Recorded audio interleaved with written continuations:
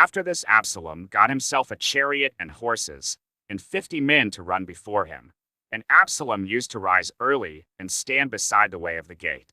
And when any man had a dispute to come before the king for judgment, Absalom would call to him and say, "From what city are you?"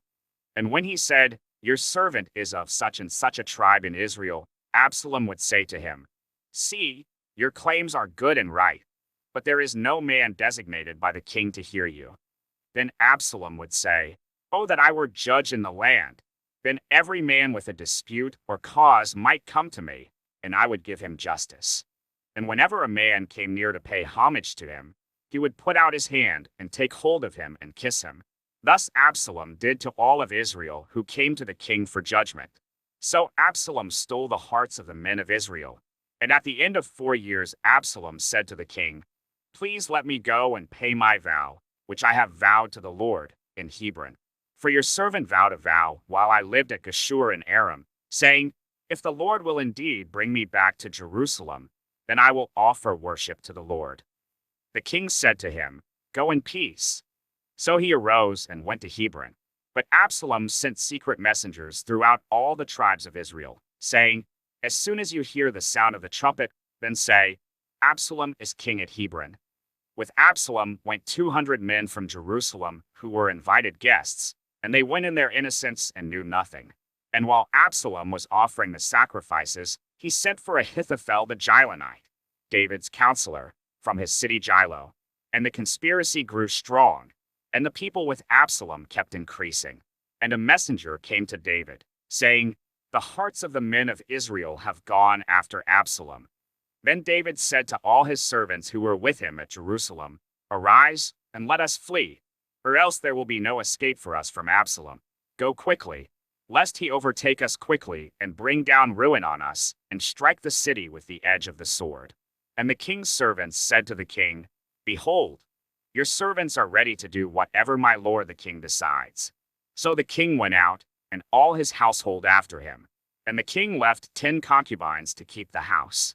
And the king went out, and all the people after him. And they halted at the last house. And all his servants passed by him, and all the Cherethites, and all the Pelethites, and all the 600 Gittites who had followed him from Gath, passed on before the king. Then the king said to Ittai the Gittite, "Why do you also go with us? Go back and stay with the king, for you are a foreigner and also an exile from your home. You came only yesterday, and shall I today make you wander about with us?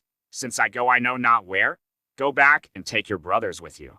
And may the Lord show steadfast love and faithfulness to you." But Ittai answered the king, "As the Lord lives, and as my lord the king lives, wherever my lord the king shall be, whether for death or for life, there also will your servant be." And David said to Ittai, "Go then, pass on." So Ittai the Gittite passed on with all his men, and all the little ones who were with him. And all the land wept aloud as all the people passed by. And the king crossed the brook Kidron, and all the people passed on toward the wilderness. And Abiathar came up, and behold, Zadok came also with all the Levites, bearing the ark of the covenant of God. And they set down the ark of God until the people had all passed out of the city. Then the king said to Zadok, "Carry the ark of God back into the city. If I find favor in the eyes of the Lord, he will bring me back and let me see both it and his dwelling place. But if he says, 'I have no pleasure in you,' behold, here I am. Let him do to me what seems good to him." The king also said to Zadok the priest, "Are you not a seer? Go back to the city in peace, with your 2 sons, Ahimaaz your son, and Jonathan the son of Abiathar.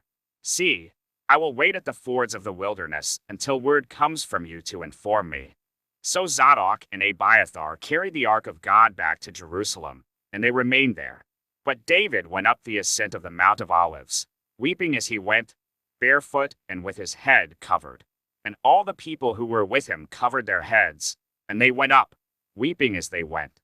And it was told David, "Ahithophel is among the conspirators with Absalom."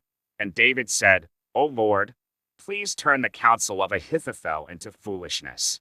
While David was coming to the summit, where God was worshipped, behold, Hushai the Archite came to meet him with his coat torn and dirt on his head.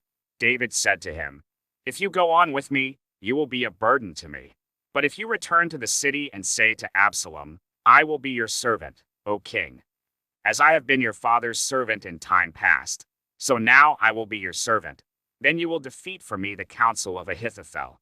Are not Zadok and Abiathar the priest with you there? So whatever you hear from the king's house, tell it to Zadok and Abiathar the priests. Behold, their 2 sons are with them there, Ahimaaz, Zadok's son, and Jonathan, Abiathar's son, and by them you shall send to me everything you hear. So Hushai, David's friend, came into the city, just as Absalom was entering Jerusalem.